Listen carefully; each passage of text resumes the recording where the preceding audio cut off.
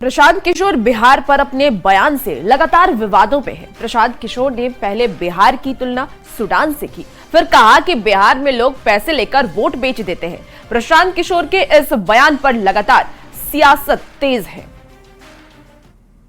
मैंने अपनी जिंदगी में वो दिन देखा ही नहीं है कि मेरा पेट भर गया और तसले में अभी भात बाकी है।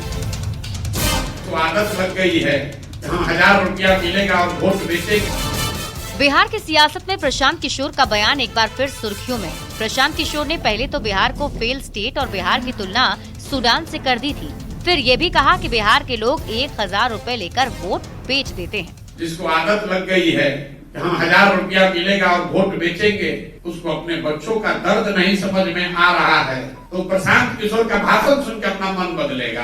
प्रशांत किशोर के बयान पर सियासत गर्मा गई है। प्रशांत किशोर पर बीजेपी नेता रामकृपाल यादव जमकर भड़के। रामकृपाल यादव ने कहा कि उपचुनाव में हार की हताशा में प्रशांत किशोर इस तरह का बयान दे रहे हैं। तो पप्पू यादव ने कहा कि पीके सैकड़ों हजार करोड़ लेते हैं, जनता 5000 रुपए लेती है, तो इसमें बुराई क्या है। पॉलिटिकल पार्टी के नेता हैं जिनको जनता ने पिछले चुनाव में जो उपचुनाव हुआ था रिजेक्ट कर दिया है, खिसियानी बिल्ली खंभा नोचे वही चरितार्थ कर रहे हैं, गुस्से में हैं और इसीलिए अनाप शनाप बोल रहे हैं और बिहार की प्रतिष्ठा को गिरा रहे हैं। कोई 5000 लेता है, खरीदार होनी चाहिए इस दुनिया में, ऊपर से नीचे भी गरीब नहीं। 1000 रुपया में प्रशांत किशोर जी जिंदगी चल जाएगी गरीब की, 5000 में। उपचुनाव में हार के बाद प्रशांत किशोर के बयान से सियासत सुलग गई। प्रशांत किशोर एक तरफ बिहार में गरीबी भूखमरी का दर्द बयां कर रहे हैं, तो विपक्ष का कहना है कि उपचुनाव में करारी हार के बाद प्रशांत किशोर बौखला गए हैं। प्रशांत किशोर हार मानने वाले नेताओं में नहीं गिने जाते हैं। पीके ने अपने बयान से बिहार की सियासत को एक बार फिर अपनी तरफ मोड़ दिया है। न्यूज़ 18 के लिए दिल्ली से अमितेश और पूर्णिया से कुमार प्रवीण की रिपोर्ट। और बड़ी खबर रांची से, जहां पर झारखंड में संभावित मंत्रियों के नाम जो हैं वो अब सामने आने लगे हैं। जेएमएम और कांग्रेस में मंत्री पद की रेस की शुरुआत जीत के साथ ही हो गई थी। जेएमएम से मुख्यमंत्री और 6 मंत्री बनने की चर्चा है।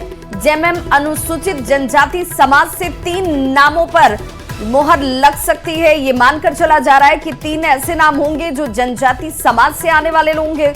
और ऐसे में वो नाम कौन से होंगे? तो दीपक बिरुआ, रामदास सोरेन का नाम इस वक्त इस रेस में आगे चल रहा है। संथाल परगना की बात करें तो संथाल परगना से चूंकि जीत बड़ी मिली है, इसलिए लुइस मरांडी और दक्षिणी छोटा नागपुर प्रमंडल से भूषण तिर्की का नाम इसमें शामिल बताया जा रहा है। साथ ही साथ मंगल कालिंदी, उमाकांत रजक भी दावेदारों में शामिल हैं।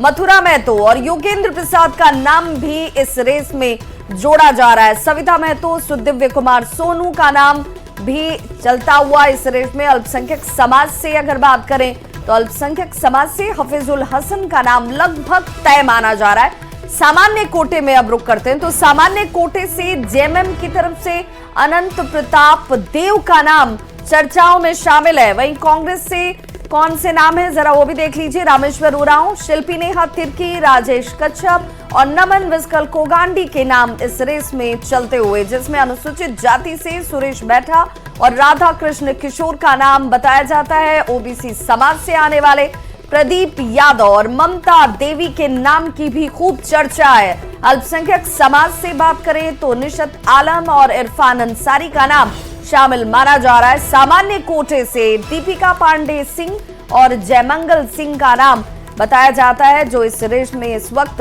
आगे चलता हुआ। आरजेडी से चूंकि 4 मंत्रियों ने जीत हासिल की है और इसीलिए दावेदारों में सुरेश पासवान, संजय प्रसाद यादव और संजय सिंह यादव के नाम की चर्चा चल रही है। तो नई कैबिनेट लेकिन फॉर्मूला पुराना ही चलता हुआ इस वक्त जेएमएम से 6, कांग्रेस से 4 और आरजेडी से 1 मंत्री बनाए जा सकते हैं। हेमंत सरकार का जो खाका है वो लगभग तैयार माना जा रहा है।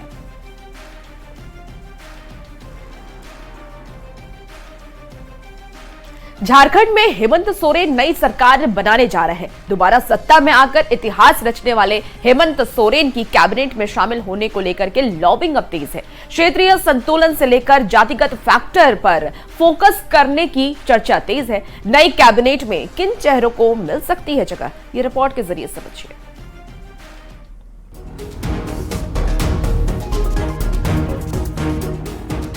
चुनाव में बम्पर जीत के बाद झारखंड की सत्ता में हेमंत सरकार की ऐतिहासिक वापसी हुई है।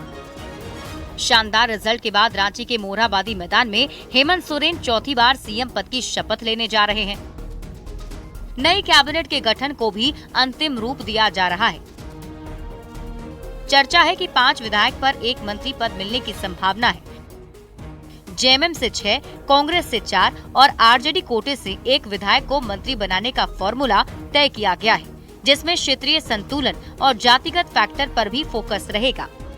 मुख्यमंत्री इंक्लूडिंग 7 चेहरे हमारी पार्टी से हो सकते हैं, 4 चेहरे कांग्रेस से हो सकते हैं, 1 आरजेडी से हो सकते हैं। हेमंत सरकार की नई कैबिनेट में कई नए और पुराने चेहरों को शामिल करने की बात चल रही है।